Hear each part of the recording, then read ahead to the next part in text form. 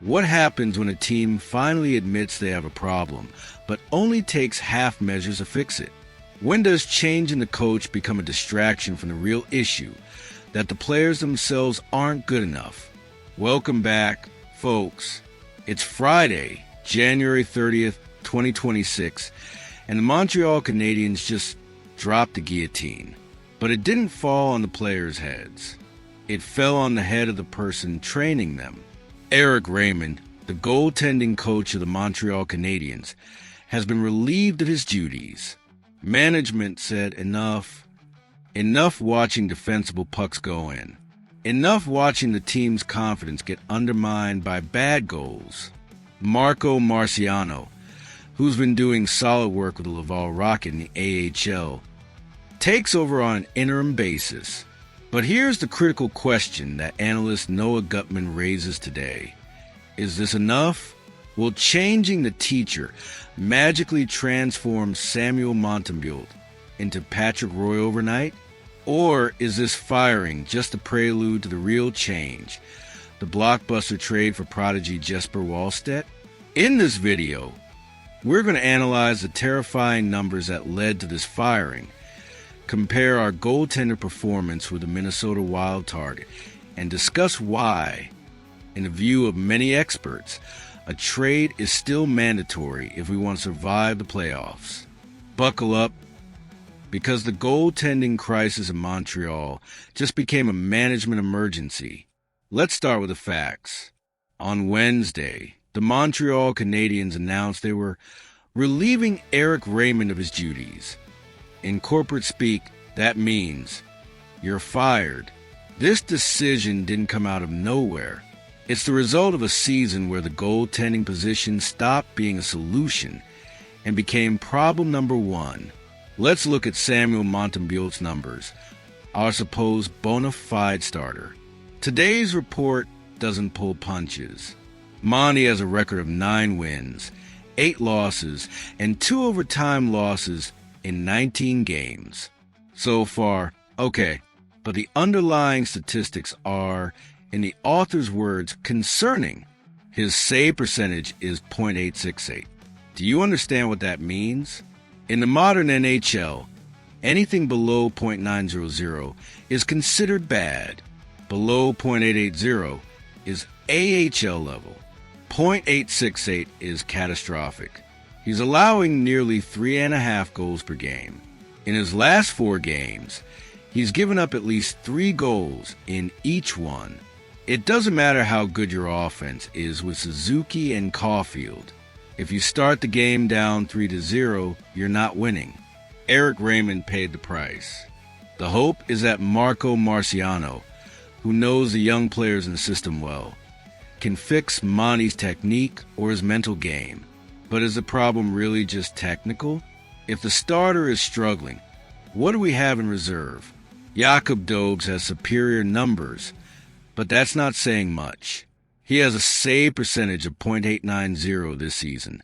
Last year, it was .909. He wins games, 16 victories, but he's allowing almost 3 goals per game. He's a decent backup, but he hasn't shown he's a savior who can carry a team on his back. And then there's Jacob Fowler, the golden prospect.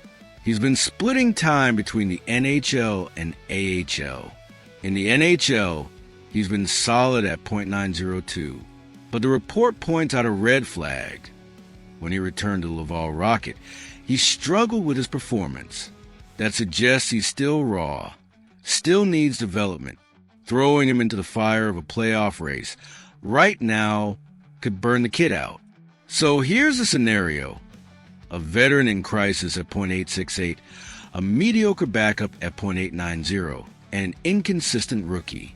Changing the goaltending coach might provide a shock to the system.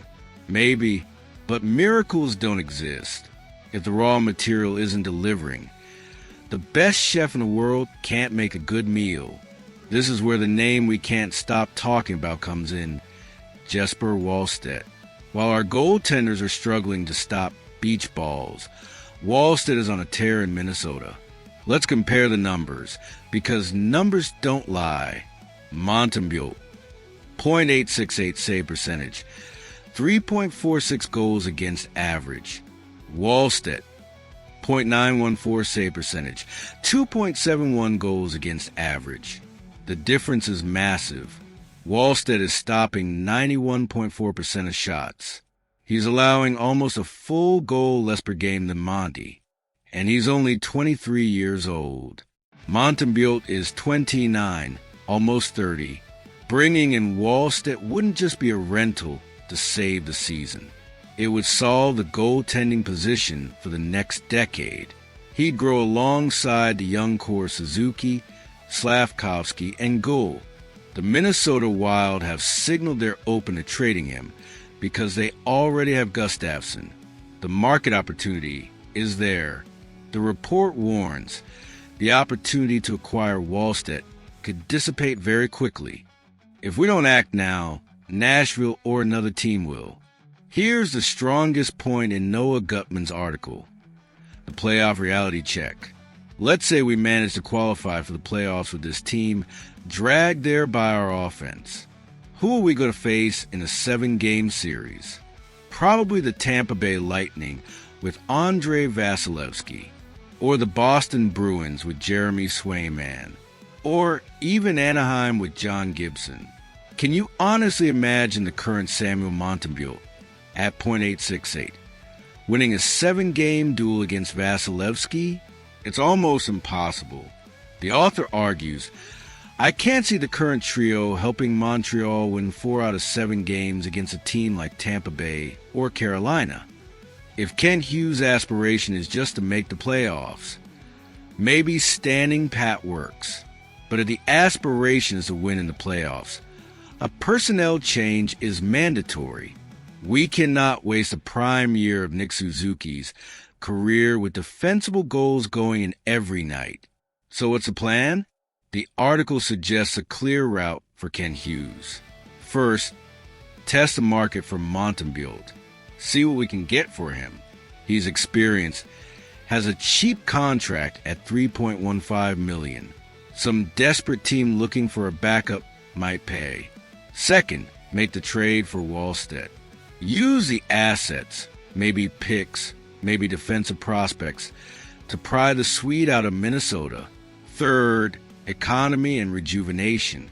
By trading Monty for Wallstedt, the team gets 6 years younger at the position and, depending on the contract, might even save money long-term since Monty will want an expensive extension and Wallstedt is still on an entry-level or bridge deal. Of course, there's the option to wait and see. The trade deadline is March 6. Hughes could give the new coach, Marco Marciano, a month. Here, fix Monty. If by the end of February the numbers climb to .900, maybe we stay quiet. But if we continue allowing 4 goals per game and losing precious points in the standings, the trade will have to be made in panic mode. And that's when it gets expensive. So here's the bottom line. Habs fans, Eric Raymond's firing was the first domino. It's management's admission of guilt. We know goaltending is a problem. Now the question is whether they think the problem was just the method or if it's the talent. Wallstedt's numbers scream massive upgrade. Montembeault's numbers scream danger. If I were betting, I'd say Kent Hughes has the phone in his hand right now, calling Minnesota. Changing the coach is good. Changing the goaltender could be salvation. What do you think, folks? Is firing the goaltending coach enough to fix Montreal's problems in net? Or is a trade for Jesper Wallstedt absolutely necessary?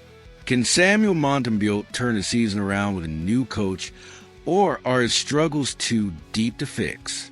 Would you be willing to give up significant assets to acquire Wallstedt and solve the position for the next decade? Drop your thoughts in the comments below and smash that like button because the goaltending saga continues. And the next chapters promise to be decisive as the Canadiens navigate this crisis.